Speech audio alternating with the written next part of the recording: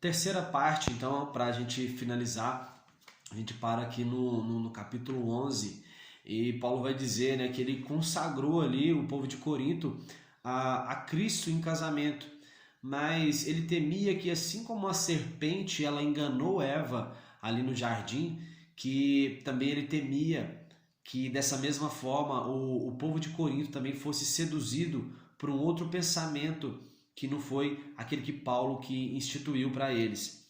Então, Paulo vai dizer, olha, se alguém pregar outro evangelho, né, outro Jesus, outro Espírito, não tolere isso. E ele vai dizer, olha, eu não tenho uma eloquente oratória, mas não me falta conhecimento algum. Porque assim, havia algumas pessoas que pregavam, né? Já havia alguns apóstolos que estavam pregando na região de Corinto. Né? Lembra que a gente terminou aqui o capítulo 10 falando onde Paulo ele recebeu vamos dizer assim, um feedback negativo da igreja ali de Corinto, dizendo assim, olha cara, você é muito, sabe, dura ali nas suas cartas, mas face a face você não é nada, cara. Você não, sabe, você não é bom naquilo que você está fazendo. E Paulo vai agora, né, tipo assim, ele vai contra-argumentar. Ele ficou sabendo disso, né?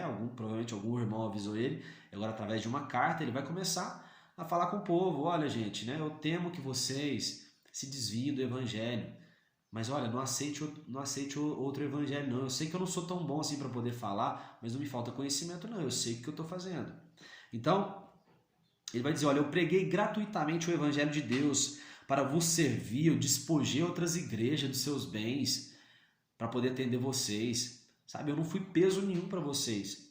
Porque Paulo era uma coisa que ele não gostava de falar, era das coisas boas que ele fazia, daquilo que ele fez.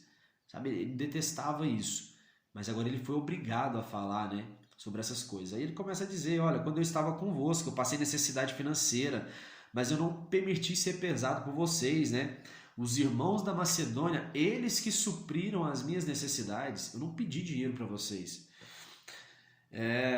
E vai dizer, eu não queria ser pesado nessa questão da oferta, porque eu não queria dar oportunidade para outros pregadores, para eles poderem pregar e dizer assim, Paulo também cobra. Entende? Havia outros pregadores que eram mercenários da palavra, que Paulo pensou assim, olha, se eu exigir do povo oferta, aí vai ser uma oportunidade para esses caras que são mercenários. Não é que é errado você receber, mas existem aqueles que são mercenários. É gente que só quer dinheiro. Então Paulo disse isso, ele já tomou essa atitude de não receber ou exigir oferta dos irmãos, embora ele recebesse, porque ele sabia que isso ia ser uma oportunidade para essas pessoas dizer, olha, se Paulo recebe, eu também posso receber. O que Paulo tem de melhor que nós não temos? Entende? Então, muitos profetas eles faziam a obra, né? Mas era exigido a oferta dos irmãos. Ou seja, é imagina, um pregador que ele vai pregar, mas ele exige, ó, eu só prego se me der 20 mil reais. Um cantor, eu só canto por 30 mil reais. Isso não é o evangelho que Paulo está falando. Essas pessoas, elas têm um entendimento diferente daquilo que é o evangelho. Não é cobrado. A gente tem que acreditar na generosidade dos irmãos, embora ela talvez não aconteça, mas a gente tem que acreditar. Nós vivemos por fé. Sem fé é impossível agradar a Deus. Então, se a gente não tem fé de que, mesmo que a oferta não atinja um valor nem para poder pagar as despesas de viagem, a gente tem que acreditar que o Senhor vai suprir nós de todas as nossas necessidades. Então, ele vai dizer, ó, tais homens, eles são falsos apóstolos, obreiros desonestos, né? E Paulo vai dizer, olha, e não é de admirar isso não, sabe por quê? Até o próprio Satanás pode se disfarçar de anjo de luz. Então eu não me impressiono com isso. O fim dessas pessoas vai ser de acordo com as ações dela. E Paulo agora vai dizer, olha, acolhei até mesmo aquelas pessoas que vos escravizam, que vos exploram, aqueles que sobre vós se exaltam e até mesmo suportem aquele que vos esbofeteie. Sabe, quando você se sente explorado, né, no local, no seu trabalho, na igreja, que é o contexto de igreja, né? Vamos lá. Talvez assim, talvez um líder seu só te procura quando você para poder pedir dinheiro ou para te pedir uma ajuda. Sabe, você se sente de uma forma explorado. Ou te procura porque você tem um contato, né, com uma pessoa que ela quer falar com ela. Então você se sente explorado. Mas Paulo está dizendo, olha, seja explorado por essas pessoas. Se permita ser explorado. Você é forte. Seja forte na fé, né? Seja forte em Cristo. Ele vai dizer mais aqui. Para minha vergonha, devo admitir que somos fracos. Onde todos se atrevem a se orgulhar, eu também me atrevo. E eu vou falar isso como louco. Porque Paulo agora, né, como eu falei, ele foi desafiado a dizer assim, ele não precisava de carta de recomendação para poder, né, dizer assim, ó, gente, sabe, eu fui uma pessoa boa. Ele não precisava dizer que ele foi uma pessoa boa. É os próprios irmãos que tinham que recomendar isso dele, né? A Bíblia diz assim, ó, que não seja a tua boca que te elogie, mas seja outra. Então Paulo vai dizer assim, olha gente, eu vou fazer como vocês estão fazendo. Vocês querem, né, ressaltar que fulano está fazendo isso, aquilo. Deixa eu falar como um louco, que eu não quero falar isso. Deixa eu falar como um louco. Olha, eu sou hebreu, israelita, descendente de Abraão. Por 5 vezes eu tomei 39 chibatadas. 3 vezes fui espancado com varas. 1 vez apedrejado. 3 vezes eu sofri naufrágio. Passei um dia e uma noite exposto à fúria do mar. Passei por vários perigos. Atravessei longos períodos de jejum. Além disso, eu tenho responsabilidade com todas as igrejas por onde eu passei. E Paulo diz assim, gente, eu estou falando tudo isso que eu fiz, eu estou falando como um louco. Eu não queria falar isso, não. Eu não precisava me recomendar a mim mesmo, mas vocês estão me obrigando a isso. Ele vai dizer assim, olha, se eu tenho que me orgulhar de alguma coisa, eu me orgulho nas minhas fraquezas, porque é ela que me faz forte. O poder do Senhor, ele se aperfeiçoa na minha fraqueza. Paulo queria viver a palavra. Mas ele diz assim, olha, eu considero necessário expor agora as minhas glórias, e ele vai dizer o seguinte, eu conheço um homem, e esse homem é ele. Só que ele falava, né, não falava abertamente que era ele, mas ele vai dizer, olha, eu conheço um homem que ele, que há 14 anos foi arrebatado ao terceiro céu. Não sei se do corpo ou fora do corpo, ele foi arrebatado ao paraíso e ouviu palavras inexfáveis, às quais não é lícito dizer ao homem. E para me impedir que eu me tornasse alguém arrogante por causa desse grande feito de ter sido arrebatado aos céus, foi-me colocado um espinho na carne, um mensageiro de Satanás que vem esbofetear na minha face.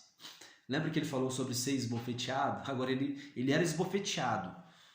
A gente não se sabe ao certo, né, o que era o espinho na carne dele.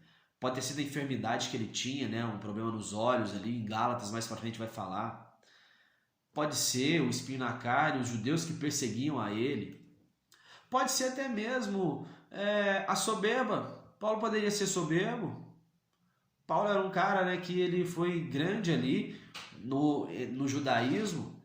E talvez, né, ele realmente ficou preocupado com essa questão da soberba. Foi colocado um espinho para mim não ficar arrogante por causa das revelações. Foi colocado um espinho na carne. Então pode ser por causa da arrogância. De soberba que ele ia ficar, né, contando, eu sou melhor. Não se sabe ao certo, mas a Bíblia diz que Paulo ele rogou por 3 vezes, mas o Senhor vai dizer, olha Paulo, a minha graça te basta, e com isso acabou. Paulo não reclamou mais do espinho na carne. Então, Paulo vai dizer, olha, vocês me obrigaram a falar então das minhas glórias, né? Eu não precisava ser recomendado, né? Eu não fui inferior a esses super apóstolos.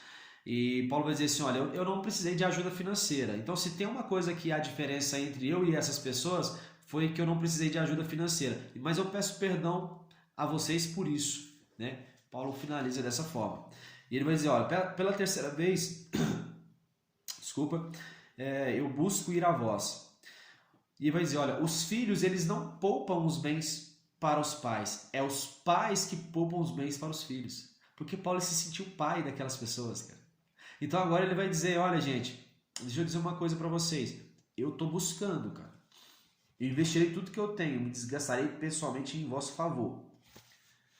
para que eu possa realmente passar o evangelho eterno para vocês e até mesmo pedir ajuda financeira para vocês. Paulo diz, olha, é o pai que deixa algo para o filho, uma herança para o filho, um bem para o filho. É o pai que poupa um bem para o filho e não o filho que poupa um bem, uma herança para o pai. E finaliza dizendo, olha, será que eu vos explorei por meio de algum missionário? Tito vos explorou? Ele finaliza com essa pergunta. Para a gente já caminhar para o final, ele vai dizer, olha, é diante de Deus que apresentamos a nossa defesa em Cristo, né? Eu temo visitar vocês e encontrar brigas, invejas, ódios, ambições e egoísmo. Eu temo que Deus me humilhe diante de vós e eu lamente por muitos que pecaram e não chegaram à conclusão que precisam se arrepender da impureza, das relações sexuais ilícitas e da devassidão moral que viviam praticando. Ou seja, havia muita bagunça na igreja de Corinto que Paulo já havia exortado, né? Devassidão, práticas, né, sexuais ilícitas, e ele temia encontrar isso de novo, né? Mas a esperança dele não era não encontrar. Será a terceira vez que eu vou visitar vocês, né? Eu já adverti vocês pela primeira e eu volto a dizer aos que pecaram anteriormente e aos demais que quando retornar não vou poupar ninguém, visto que pedem uma prova se Cristo fala através de mim. Ou seja, tinha muita gente fazendo as coisas erradas e dizendo assim, mas será que Deus fala através desse cara, velho? Será que é certo mesmo isso aí? Será que essa questão aí de devassidão moral, já que Deus aprova isso ou não? Será que práticas sexuais ilícitas, Deus reprova isso? Então eles pediam uma prova para ver se Deus falava através de Paulo. E Paulo vai dizer, olha, cara, quando chegar aí, cara, tipo, não deixa eu pegar essas coisas não, que o negócio vai ficar feio. Oramos para que não pratiques mal algum, não para outros verem, para que vocês façam o que é correto, né? Então, a única intenção do evangelho, dessas palavras, é que a gente mude. Não é mudar para as pessoas, não, é mudar para a gente fazer aquilo que é certo. E para finalizar mesmo, olha, diz, encorajem um ao outro aí com maturidade, tenham um bom ânimo, né? E vivam em harmonia. E aí Paulo termina com a bênção apostólica, né? Que a graça do Senhor Jesus Cristo, o amor de Deus, o Pai e a comunhão do Espírito Santo seja com cada um de vós. Eu ia falar com Israel de Deus, que minha igreja fala assim, sejam com todos vós. E ele finaliza. Então assim a gente termina essa terceira parte de 2 Coríntios. Que Deus abençoe cada um de vocês. Um beijo e até mais.